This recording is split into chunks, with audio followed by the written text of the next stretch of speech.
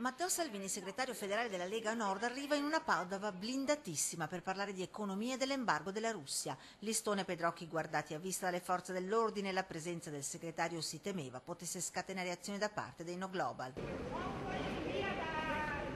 Salvini in terra padovana per cercare di far breccia su quella parte di imprenditoria che fino ad oggi è schierata con il Presidente del Consiglio Matteo Renzi. Spiega nel convegno Russia e Crimea il suo tanto criticato viaggio nella terra di Putin. Bisogna trovare una soluzione perché ci sono in ballo migliaia di posti di lavoro in Italia e soprattutto in Veneto, perché le sanzioni contro la Russia stanno creando disastri a tutto il nostro sistema industriale e imprenditoriale. Sulle vicende politiche Salvini sceglie la strada delle battute e liquida rapidamente l'eventuale alleanza con l'NCD. Non so se l'NCD arriva a primavera, vediamo. Anche se poi, ricordando che Luca Zaia, candidato del centrodestra a Palazzo Balbi, governa la regione anche con l'NCD, specifica. La squadra la deciderà lui, la decideremo insieme, mi interessano poco le alleanze alla vecchia maniera, mi interessa guardare avanti. Sullo scontro con Flavio Tosi, segretario della Liga Veneta, su eventuali liste plurime alle regionali del 2015, Salvini si mostra razionale. Più semplice sarà la formula, meglio sarà, quindi l'ipotesi lista Lega, lista Zaia mi sembra quella più immediata e più di buon senso. Tosi replica a distanza, a fronte spiega del rischio del forte astensionismo bisogna essere più aperti. Bisogna cercare di coinvolgere una maggior partecipazione e quindi chiunque voglia dare un contributo positivo all'interno del centrodestra,